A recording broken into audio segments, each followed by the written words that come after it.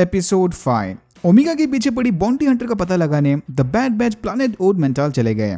Eco यहाँ एक ऐसे इन्फॉर्मेंट को जानता है जो रिपब्लिक के दौर में जेडाइज की मदद किया करती थी, सिड। बट अनफॉर्चुनेटली ईको ने सिड का बस नाम ही सुना था, उसे ये नहीं पता कि सिड दिखती कैसी है। सिड की तलाश में शहर के अंदर जाने से पहले टेक ने ओमेगा को क्रॉस हेयर का पुराना कॉम लिंक दिया, जस्ट इन केस अगर ओमेगा कभी फिर से मुसीबत में पड़ गई तो वो इस कॉम लिंक की मदद से बैड बैच को कांटेक्ट कर लेगी। ईको अपनी टीम को लेकर सिड के अड्डे पर चला गया, बट सिड की शक्ल पता ना होने की वजह से वो इन्हें चकमा देने की कोशिश करती है कि नहीं वो लोग गलत जगह पर आए हैं या कोई सिड विड नहीं रहती। बाकी सारे क्लोन्स तो सिड के झांसे में आ गए, इवन टेक भी। बट सरप्राइजिंगली ओमेगा ने एक झटके में पहचान लिया कि ये लेडी ही सिड है। लगता है कि ओमेगा के फोर्स सेंसिटिव होने की थ्योरी सही निकलेगी। एनीवेज, अपनी आइडेंटिटी रिवील होते ही सिड बैड बैच की मदद करने के लिए तैयार हो गई।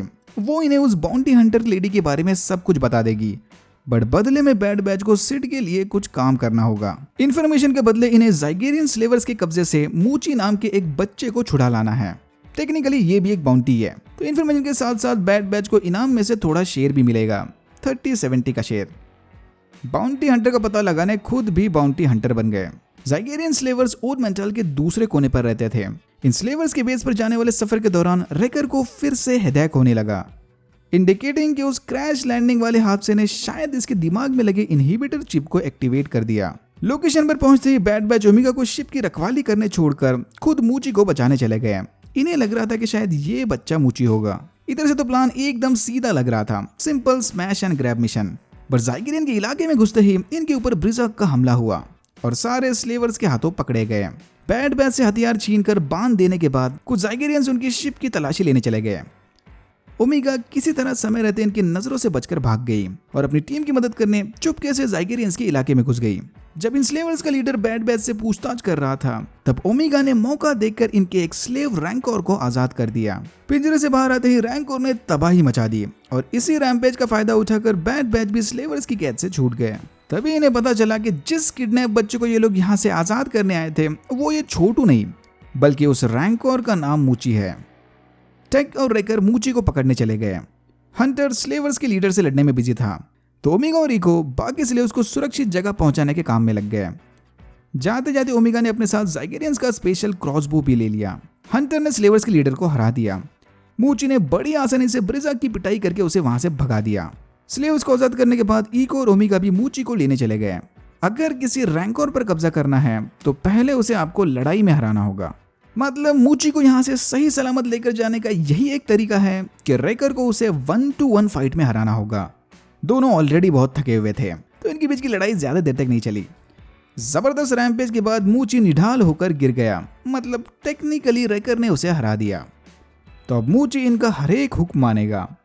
फिर बैड बैच मूची को लेकर सिड के पास चले गए, जहां इन्हें पता चला कि मूची की बाउंटी देने वाला बंदा और कोई नहीं बल्कि जाबा द हट का राइट हैंड मैन बिब फॉर्चूना था। हो काम पूरा होते ही वादे के मुताबिक सिड ने इन्हें फेनिक्स के बारे में इंफॉर्मेशन दे दी। फेनिक ने हाल ही में बाउंटी हंटिंग शुरू की थी, बट अपने स्किल्स और इफिशिएंसी की वजह से वो बड़ी तेजी से ऊपर आ रही है। सिड को बाउंटी हंटर के गिल्ड से बस इतना ही पता लग पाया है कि फेनिक्स डायरेक्ट कमीशन के लिए काम कर रही है। मेन बाउंटी किसने दी उसके बारे में अभी कुछ नहीं पता।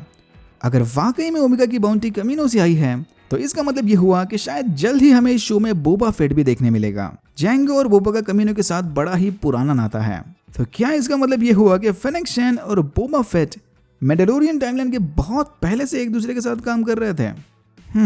इंटरेस्टिंग। अगर ऐसा हुआ तो ये show book of Boba Fett के साथ परफेक्टली कनेक्ट हो जाएगा। वापस जाने से पहले सिड ने हंटर को वार्निंग दी कि बाउंटी हंटर से बच के रहना। फेनिक्स शैंड इनके पीछे पड़ी है, मतलब मामला काफी सीरियस है। हंटर को आगे सर्वाइव करने के लिए दोस्त और ढेर सारे पैसों की जरूरत पड़ेगी। बट डोंट वरी, सिड गद्दारी करके किसी बाउंटी हंटर को बैड बैच के बारे में इंफॉर्मेशन नहीं देने वाली। और यहाँ होता है एपिसोड 5 खत्म। अगर आपको वीडियो अच्छा लगा तो please like, share and subscribe for more videos like this. मैंने ऐसे और भी वीडियोस बनाए जिनके लिंक्स आपको डिस्क्रिप्शन बॉक्स में मिल जाएंगे। Thank you very much for watching and I am hoping to see you in my next one.